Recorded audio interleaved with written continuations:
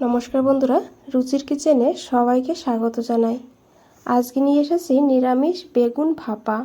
বেগুন ভাপা অনেকভাবে খেয়েছেন, তবে আমার এই পদ্ধতিতে একবার হলেও বানিয়ে খেয়ে দেখবেন। বানাতে খুব বেশি সময় লাগে না, 15 থেকে 20 মিনিট হলেই কিন্তু আপনারা এই রেসিপিটা বানিয়ে নিতে পারবেন। আর খেতে কিন্তু দুর্দান্ত। গরম ভাতে এই রেসিপি থাকলে আর কোনো কিছুর প্রয়োজন হবে না। চলুন রেসিপিটা দেখে নিয়ে যাক, আশা করি ভালো লাগবে। এখানে দেখুন, বেগুন ভাপা বানানোর জন্য আমি 2টো বেগুন নিয়েছি, তবে আপনারা আপনাদের প্রয়োজন মতন নিয়ে নেবেন। বেগুনটাকে এইভাবে কেটে নিয়েছি, একটু মোটা করেই কেটে নিলে ভালো হবে। আর বেগুন কাটার সঙ্গে সঙ্গে কিন্তু বেগুনগুলো জলে রেখে দিতে হয়, না হলে বেগুনটা কালো বা লাল হয়ে যায়। ভালো করে ধুয়ে নিয়েছি বেগুনটাকে। এখন এই বেগুনের মধ্যে দিতে হবে লবণ, অল্প করেই লবণ দিতে হবে।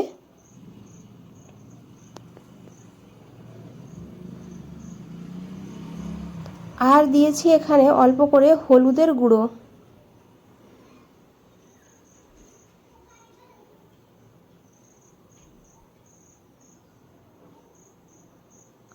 আপনারা চাইলে একটু লঙ্কার গুঁড়ো এখানে দিতে পারেন, তবে লঙ্কার গুঁড়ো দিলে বেগুনটা ভাজার সময় তেলটা কিন্তু কালো হয়ে যায় লঙ্কার গুঁড়োটা পুড়ে। সেই কারণে আর আমি এখানে ব্যবহার করব না। কয়েক দানা চিনি দিয়েছি, চিনিটাকে দিয়ে ভালো করে এখন হাত দিয়ে এইভাবে মেখে নিতে হবে। এইভাবে মেখে বেগুনটাকে সাইডে 10 মিনিট রেখে দেব। এখানে একটা মশলা বানাবো, তার জন্য ছোট একটা বাটি নিয়েছি, বাটির মধ্যে 4-5টা কাজু বাদাম দিয়েছি। কাজু বাদাম দিলে এই গ্রেভির টেক্সচারটা খুব সুন্দর হবে। আর এই কাজু বাদামের সঙ্গে আমি নিয়েছি 2 চামচ হলুদ বা সাদা সর্ষে। তবে এই হলুদ সর্ষে যদি হাতের কাছে না থাকে, তাহলে এখানে আপনারা 1 চামচ কালো সর্ষেও নিতে পারেন। যেহেতু মশলাটা খুবই অল্প, সেই কারণে আমি মিক্সার গ্রাইন্ডারে দিয়ে প্রথমে শুকনো অবস্থায় দেখুন গুঁড়ো করে নিয়েছি। এইভাবে গুঁড়ো করে নিলে মশলাটা একদম মিহি করে পেস্ট করা হয়। আর এই রেসিপিতে মশলাটা যত ভালো করে বেটে নেবেন, ততই কিন্তু স্বাদটা বেড়ে যাবে। এখন এখানে দেখুন নিয়েছি কিছু নারকেল, 2 চামচ মতন নারকেল নিয়েছি এখানে। নারকেলটাকে দিয়ে দিয়েছি, আর এখন একটু জল দিয়ে মশলাটাকে একদম মিহি করে পেস্ট করে নেব এইভাবে। এখানে দেখুন আমি আরও একটা বাটি নিয়েছি, এই বাটির মধ্যে নিয়েছি 1 চামচ টক দই। যেহেতু বেগুনের পরিমাণ কম, সেই কারণে আমি মশলাটাকেও কম নিয়েছি। বেগুনের পরিমাণ বেশি নিলে মশলার পরিমাণটাও বাড়িয়ে নিতে হবে। এখানে 1/2 চামচ মতন চিনি দিয়েছি। এখন এই দইটাকে ভালো করে ফেটিয়ে নেব এইভাবে।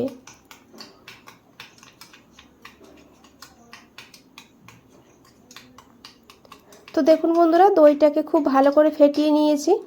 এখন এদিকে দেখুন একটা ফ্রাই প্যান বসিয়ে দিয়েছি রান্না করার জন্য।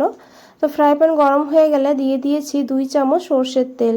রান্নাটা অবশ্যই সর্ষের তেলে করবেন। যে কোনো ভর্তা বা ভাপা সর্ষের তেলেই কিন্তু খেতে বেশি ভালো হয়। তেলটাকে ভালো করে গরম করে নিতে হবে, তারপরে এই বেগুনগুলোকে এইভাবে দিয়ে দিতে হবে।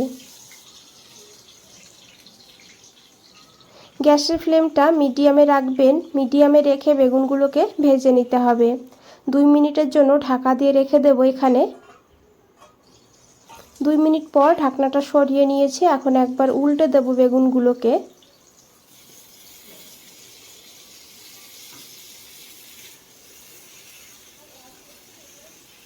আবারও ঢাকা দিয়ে 2 মিনিট হতে দেব। বন্ধুরা, রেসিপিটা একবার হলেও বানিয়ে দেখবেন এইভাবে, আর তারপর আমাকে জানাবেন কেমন লেগেছে।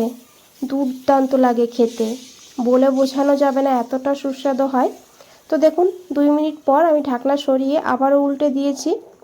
আর এখন এখানে নিয়েছি টমেটো। একটা মিডিয়াম সাইজের টমেটোকে এইভাবে লম্বা লম্বা করে কেটে নিয়েছি। এরই সঙ্গে দিয়েছি 2টো চেরা কাঁচা লঙ্কা। এই কাঁচা ঝালেই কিন্তু ঝাল হবে, সেই বুঝে আপনারা এখানে ঝালের ব্যবহার করবেন। এখন ভালো করে একটু মিশিয়ে নেব। টমেটো আর কাঁচা লঙ্কাটাকে হালকা করে একটু ভেজে নেব, একদম নরম হবে না, আবার একদম কালোও হবে না, হালকা একটা ভাজার দাগ হবে, সেইভাবে ভেজে নিতে হবে।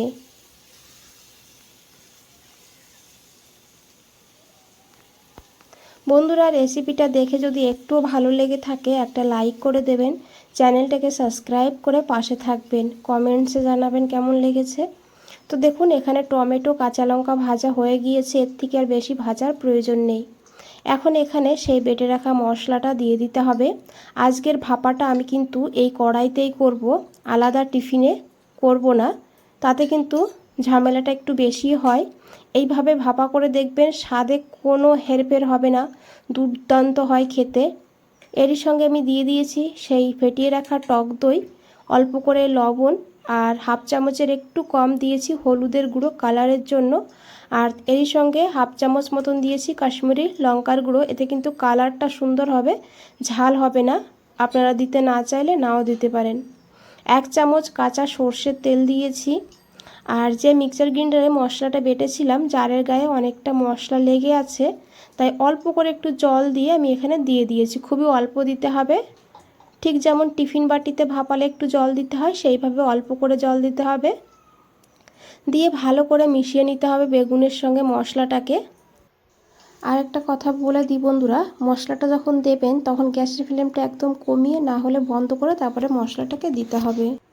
তারপরে সব কিছু ভালো করে মিশিয়ে নেওয়ার পর গ্যাসের ফ্লেমটা একদম লোতে রেখে দিতে হবে। এখানে দিয়েছি 2টো কাঁচা লঙ্কা কুচি, আমি আগে 2টো চেরা লঙ্কা দিয়েছি, এই সময় 2টো কাঁচা লঙ্কা কুচি দিয়েছি। ঝালের পরিমাণ আপনারা আপনাদের প্রয়োজন মতো নেবেন। 1 চামচ কাঁচা সর্ষের তেল দিয়ে ঢাকা দিয়ে 7-8 মিনিট রান্না করব লো ফ্লেমে। 8 মিনিট হয়ে গিয়েছে, ঢাকনাটা সরিয়ে নিয়েছি। আশা করি দেখে বুঝতেই পেরেছেন কতটা লোভনীয় লাগছে দেখতে। গরম ভাতে বেগুনের এই 1 টুকরো পিস হলে আর কিছুর প্রয়োজন হবে না। এখানে সামান্য একটু ধনেপাতা কুচি ছড়িয়ে দিয়েছি, হাতের কাছে থাকলে দিয়ে দেবেন। রান্নাটা হয়ে গিয়েছে, গ্যাসটা বন্ধ করে দিয়েছি। বন্ধুরা, আশা করি দেখে বুঝতেই পেরেছেন কতটা লোভনীয় লাগছে। একবার হলেও বানিয়ে দেখবেন, তারপরে জানাবেন কেমন হয়েছে। আজ তাহলে এই পর্যন্তই, ফিরে আসছি নতুন কোনো রেসিপি নিয়ে। ভালো থাকবেন, সুস্থ থাকবেন। সবাইকে অনেক অনেক ধন্যবাদ এত সময় ধৈর্য ধরে রেসিপিটা দেখার জন্য।